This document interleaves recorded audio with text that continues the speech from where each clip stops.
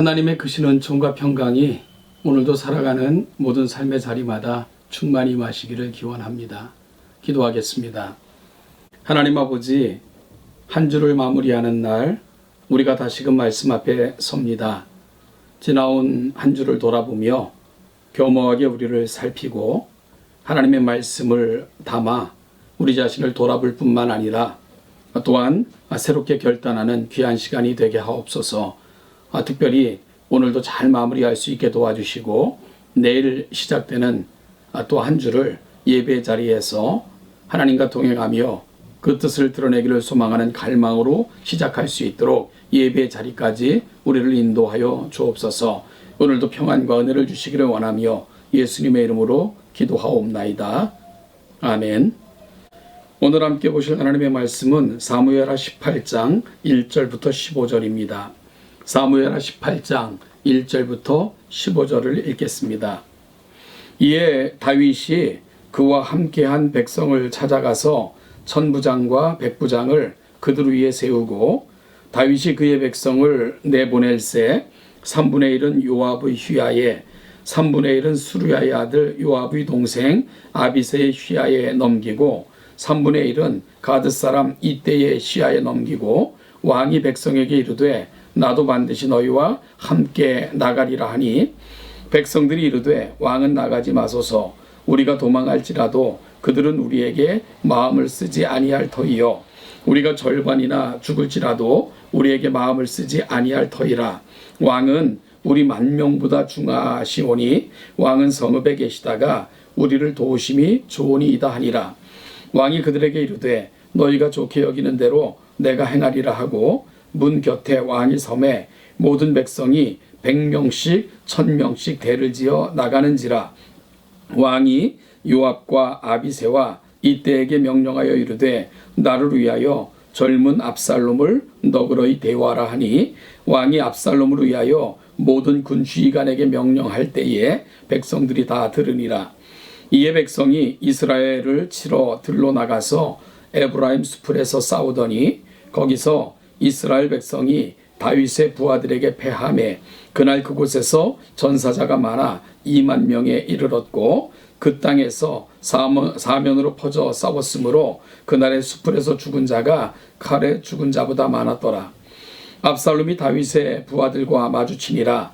압살롬이 노새를 탔는데 그 노새가 큰 상수리나무 번성한 가지 아래로 지날 때에 압살롬의 머리가 그 상수리나무에 걸림에 그가 공중과 그 땅 사이에 달리고 그가 탔던 노새는 그 아래로 빠져나간지라. 한 사람이 보고 요압에게 알려 이르되 내가 보니 압살롬이 상수리나무에 달렸더이다 하니 요압이 그 알린 사람에게 이르되 네가 보고 어찌하여 당장에 쳐서 땅에 떨어뜨리지 아니하였느냐. 내가 내게 은 10개와 띠 하나를 주었으리라 하는지라. 그 사람이 요압에게 대답하되 내가 내 손에 은 1000개를 받는다 할지라도 나는 왕의 아들에게 손을 대지 아니하겠나이다. 우리가 들었거니와 왕이 당신과 아비새와 이때에게 명령하여 이르시기를 삼가 누구든지 젊은 압살롬을 해하지 말라 하셨나이다. 아무 일도 왕 앞에는 숨길 수 없나니 내가 만일 거역하여 그의 생명을 해하였더라면 당신도 나를 대적하였으리라 하니 요압이 이르되 나는 너와 같이 지체할 수 없다 하고 손에 작은 창 셋을 가지고 가서 상수리나무 가운데에서 아직 살아있는 압살롬의 심장을 찌르니 요압의 무기를 든 청년 10명이 압살롬을 에워싸고 쳐 죽이니라.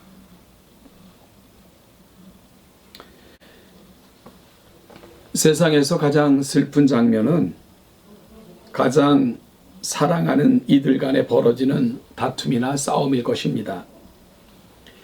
부부는 무촌이라 합니다. 이는 세상에서 가장 가깝지만 또한 가장 멀어질 수도 있는, 그리고 멀어지면 아무것도 남지 않는 그런 사이일 수도 있다는 그런 의미라고 생각합니다. 반면에 부모와 자식은 일촌입니다. 일촌은 결코 헤어질 수 없는 관계죠. 하나는 결코 갈라질 수 없기 때문입니다.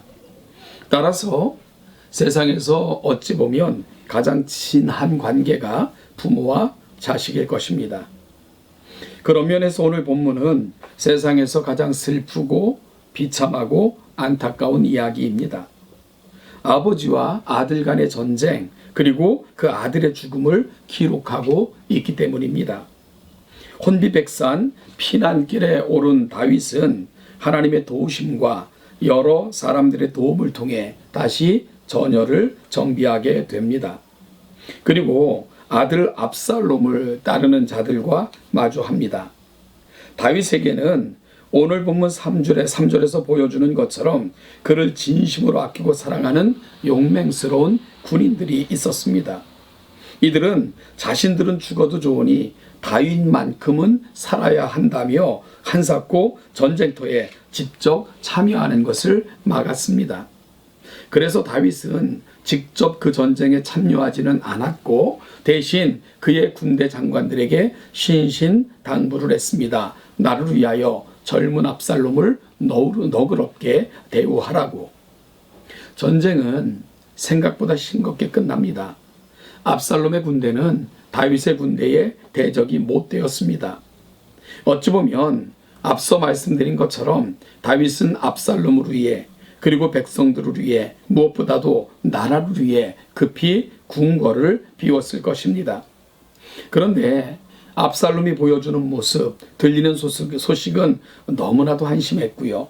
다윗은 더 이상 묵과할 수 없다고 생각했던 것 같습니다. 그래서 마침내 전쟁의 용단을 내린 것입니다. 압살롬의 군대는 심 한 번 제대로 써보지 못하고 패했고요. 압살롬은 노새를 타고 도망하다 상수리 나무에 그의 긴 머리가 걸려 공중에 매달린 채 결국은 요압에 의해 죽임을 당하게 됩니다. 다윗은 앞서 출정하는 병사들에게 압살롬을 긍휼히 여겨달라고 신신당부를 했고요. 다윗의 이러한 당부를 모든 병사들이 들었기에 요압이 정말 회유하며 다윗을 죽이라고 그의 병사에게 명령할 때도 병사는 이를 거절합니다. 왜냐하면 왕의 명령을 들었음 바 우리가 왕의 아들을 죽일 수 없다 하는 것이 요압의 명령을 거절했던 이유입니다. 여러분, 그럼에도 불구하고 요압은 이는 지체할 수 없다 하면서 친히 손에 작은 창 3개를 가지고 가서 지체 없이 압살롬을 찔러 죽이고 맙니다. 아마도 시간을 지체하면 압살롬을 죽이는 일이 이루어지지 않을 것을 알고 급히 손수 자신이 이 일을 실행한 것입니다. 후에 다윗은 이 일을 두고두고 마음에 두었고요. 나중에 죽을 때 솔로몬에게 요압의 무자비함을 알려주며 그를 가까이 하지 말 것을 분명하게 유언처럼 남기게 됩니다. 이것이 오늘 본문의 대략적인 내용입니다. 오늘 본문을 살피고 있으면 우리가 살아가는 세상의 축소판 같다는 생각을 하게 됩니다. 전쟁을 해야 하지만 그럼에도 불구하고 외면하지 못하는 사랑 때문에 끝까지 마음 졸여가며 전전긍긍하고 있는 아버지의 모습이 보입니다. 되지 못한 채 된 것처럼 착각하다가 가장 비참하게 생을 마감하는 어리석은 인생도 보입니다. 자신의 출세에 지장이 있다면 어떤 치졸한 계획도 무자비한 계획도 지체 없이 행하는 무자비한 인생도 보입니다. 그런데 이런 과정에서 우리는 분명히 보아야 하는 한 가지가 있습니다. 결국은 악은 결코 바로 설 수 없다는 것입니다. 결국 온 세상의 통치자는 하나님이시기 때문입니다. 압살롬의 악한 계획도 그리고 요압의 무자비함도 결국은 모두 허무한 죽음으로 끝납니다. 그리고 역사와 사람들 사이에서 수치스러운 그런 이름들이 되고 맙니다. 여러분, 이들에게 있어서 공통점은 가장 영화로울 수 있었던 인생들이었다는 것입니다. 압살롬은 가장 뛰어난 외모에 또한 온 이스라엘로부터 사랑받는 존재였습니다. 그런데 한순간의 분노와 서운함을 이기지 못하고 결국은 자신의 인생을 가장 허무하게 또한 세상 말로 정말 개죽음 같은 그러한 죽음을 당하고 마는 인생으로 그의 인생은 결론 나고 맙니다. 요압은 다윗에게는 누구와도 비교할 수 없는 장수였습니다. 그는 다윗의 왕국이 세워지는 일에 처음부터 함께한 가장 용맹한 장수였습니다.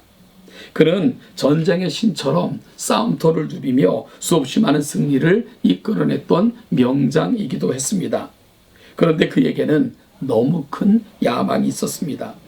모두 위에 뛰어나고 군림하고자 하는 욕망, 그것이 그를 자유롭게 하지 못했지요. 그는 자신을 인정하지 않거나 자신에게 위협이 될 수 있겠다 생각하는 인물들은 여지없이 죽였습니다. 그러다가 결국은 권세와 영화의 눈이 멀어 그도 결국은 가장 비참하게 생을 마감하고 맙니다. 사랑하는 성도 여러분, 우리 인생이 결코 길지 않습니다. 어찌 보면 짧은 인생입니다. 하나님께서는 그럼에도 불구하고 우리 모두를 있는 자리에서 영화로운 존재들로 살아가도록 누군가의 사랑을 받으며 사랑하며 서로 존귀하게 비추어 주는 자들로 부르셨습니다. 그렇게 서로를 비춰주며 서로 아름답게 살도록 하셨습니다. 그런데요, 때로는 우리의 못난 자아가, 욕심이, 헛된 욕망이 이런 것들을 상실하게 만드는 것이지요. 여러분, 오늘 말씀을 기억했으면 좋겠습니다. 하나님 앞에 영화롭고 아름다운 인생으로 살다가 빛나게 하나님 앞에 서기를 다짐하는 오늘이 아침이 됐으면 좋겠습니다. 사랑하는 여러분, 때로는 못난 자아가, 내 마음의 분노가, 또한 못난 욕망이 내 자신을 한없이 추하게 만들 수도 있는 이 세상에 하나님의 말씀을 가슴에 담고 늘 그분과 동행하고 묵상하는 가운데 찬란하고 아름다운 인생을 오늘도 또한 남은 생에도 살아내시는 우리 동천의 모든 성도들이 되시기를 주님의 이름으로 축복합니다.